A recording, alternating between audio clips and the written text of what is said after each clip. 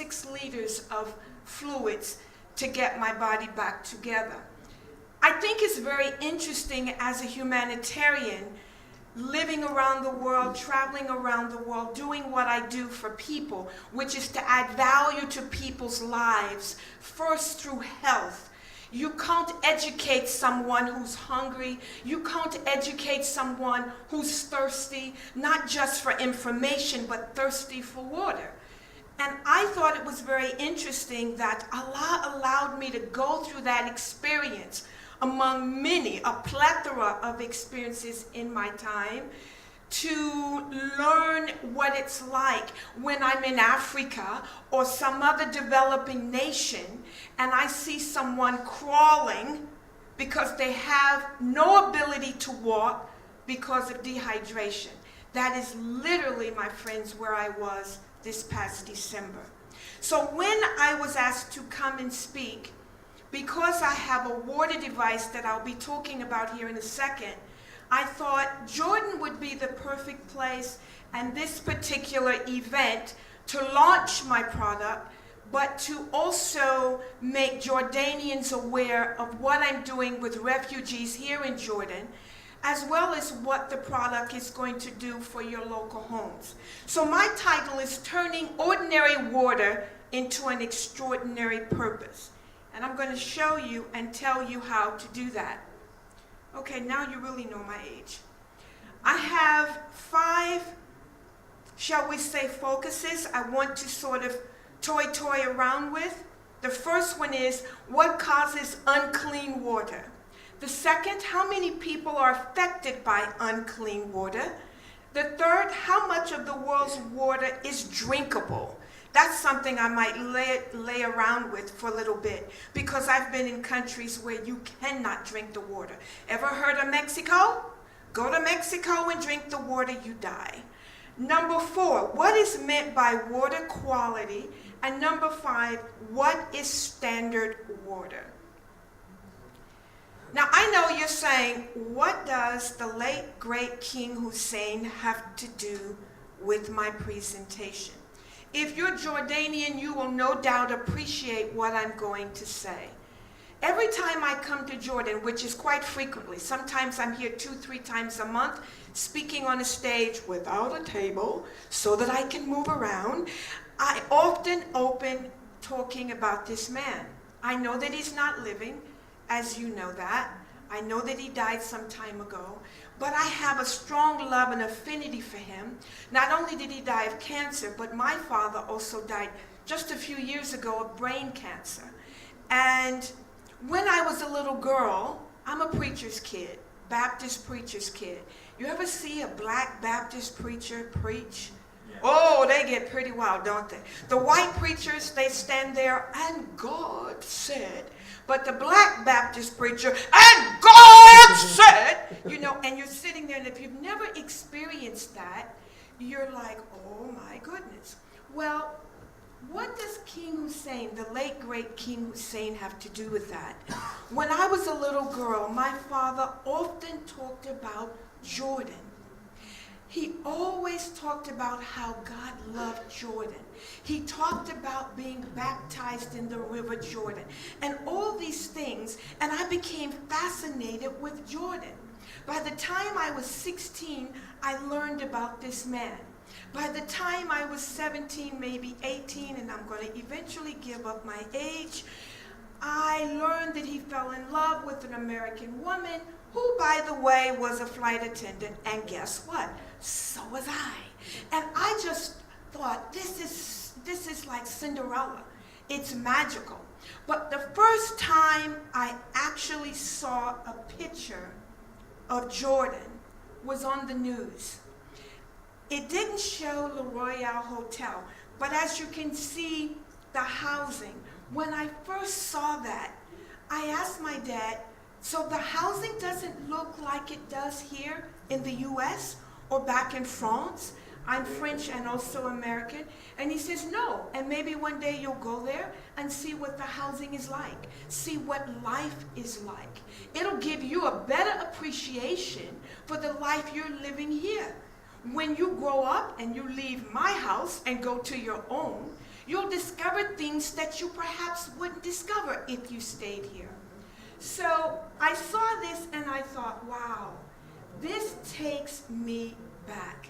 The very first time I came to Jordan was a long time ago as a flight attendant, and I fell in love with it because everything I heard as a child from my father, through my father, I got to experience as an adult. And that leads me to why I'm here. You know, if you live in Jordan, the water crisis that you have in Jordan. You know that the tap water is not exactly what you want it to be. It's not how it is in Mexico, for example, or some other countries where you don't dare to drink the tap water, but you know that there are issues with it. I call countries that have an issue with water, tap water, the drip. The reason I call it the drip is because there's a tendency to have great waste without to be cognitive of that waste. Let me explain what I mean. The world is slowly turning into a global village, and I conclude by saying that borders, or whose borders, become bridges for impoverished citizens. Impoverished citizens are no more than the people that you and I know as refugees. Refugees are not just Syrians, we all know that. Refugees are people in Africa, Somalia. They can come from any country where there's crisis. I mean, look at Venezuela. Those people are also considered, I would say, as refugees as they flee the country. So how do you turn ordinary water into an extraordinary purpose? When I say ordinary water, I'm not talking about this, bottled water, which I'm going to cover in a moment. I'm talking about tap water. Tap water is just ordinary water, and yet it's more powerful than any water that exists out there, and I'll explain why. Number two, what causes unclean water? Urine, bacteria, feces.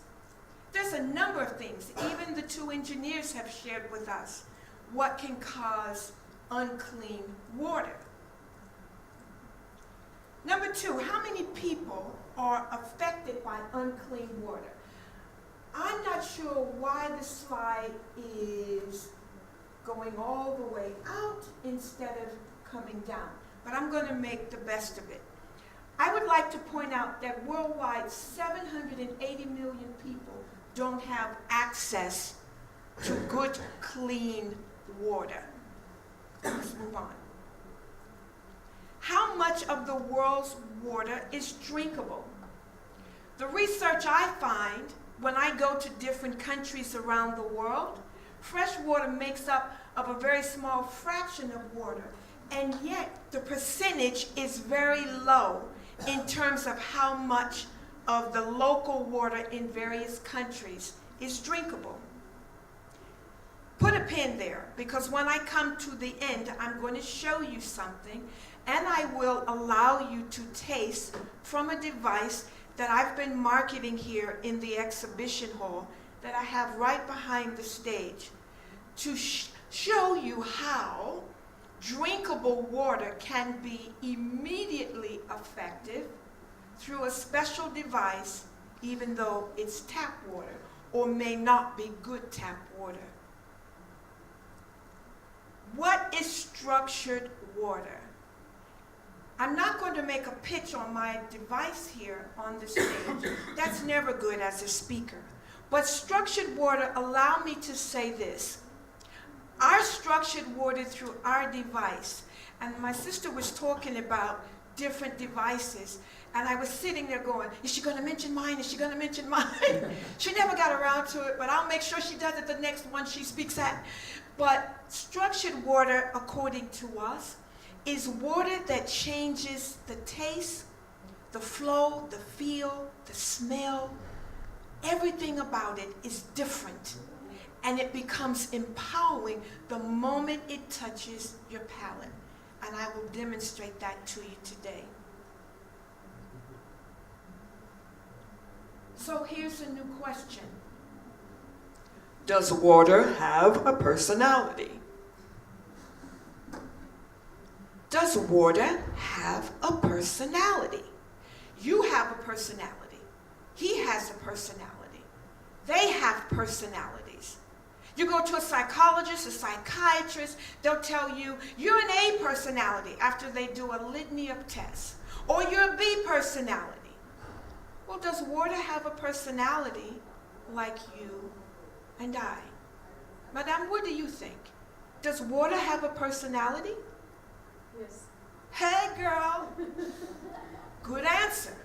Does water have a personality, sir? For me, it's depending on your definition of personality.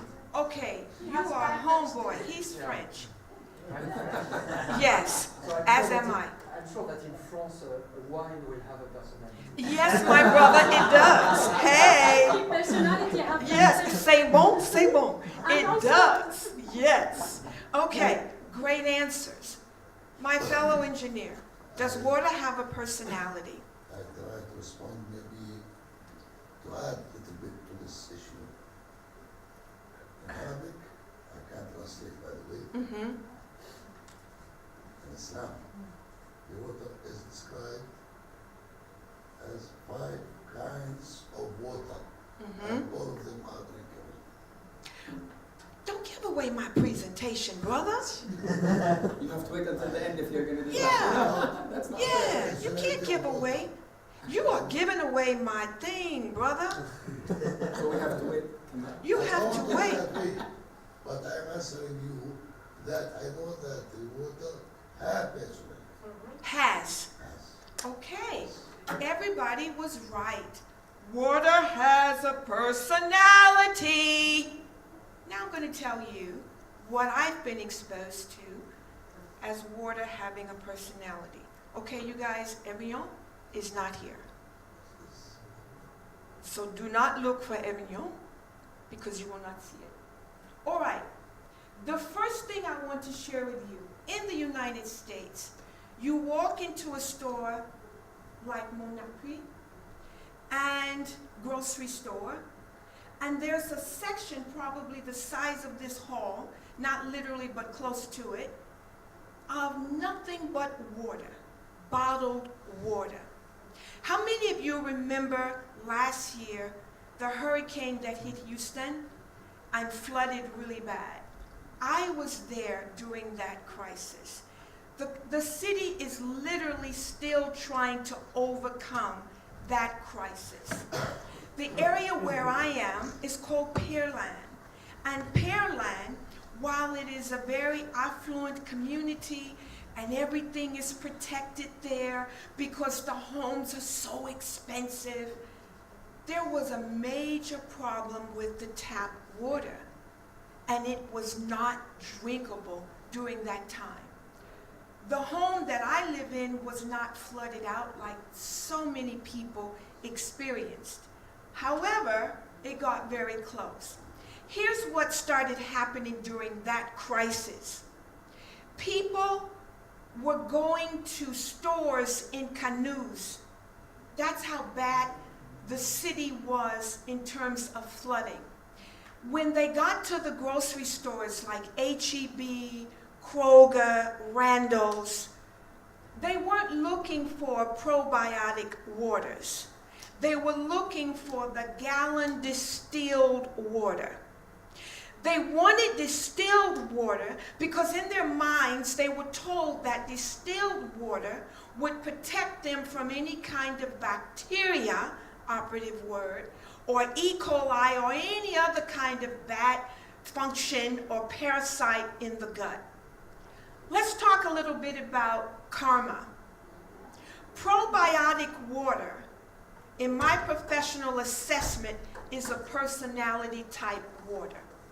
This one I chose to demonstrate, and actually I brought cases with me that never made it. The airline never got my banners and all of that here for my exhibition booth here. But never mind. What I'd like to point out to you is this. At the top, you see where the color is on the bottle top. You lift the label, you press down on the head of it, and what comes out are the nutrients or the probiotics to help the stomach if it's upset. This is a very unique water in the U.S. It is highly regarded as the best water, probiotic water, really in the United States. It is doing extremely well. It is not a treatment water. I'm coming to that, I believe, next. It's strictly a probiotic water. So I've listed this as a water that has a personality because its sole purpose is probiotics. The #1 selling water, bottled water in the United States is Evermore. I work with this company. I've been working with them since they launched a few years ago. This water is known as a treatment water. In the United States, 9 out of 10 Americans have acid reflux. We all know that alkaline water reduces the acid in the body, in the stomach. This water was created to combat the high level of acidity and acid reflux sufferers in the United States. Don't even talk to me about pharmaceuticals. Pharmaceuticals are everywhere. But when you go in a store, this is very hard to find. It's becoming a commodity. This is a treatment water specifically for acid reflux. The taste will amaze you. The way it subsides acid reflux will make you shout. This I also call a personality kind of water because it's only for acid reflux. 5 minutes. Okay. Natural mineral water. I'm not going to finish this, so I'm going to move on. Mineral water is also a personality water. I have here enhanced water, alkaline water. This is another popular one. Alkaline is popular.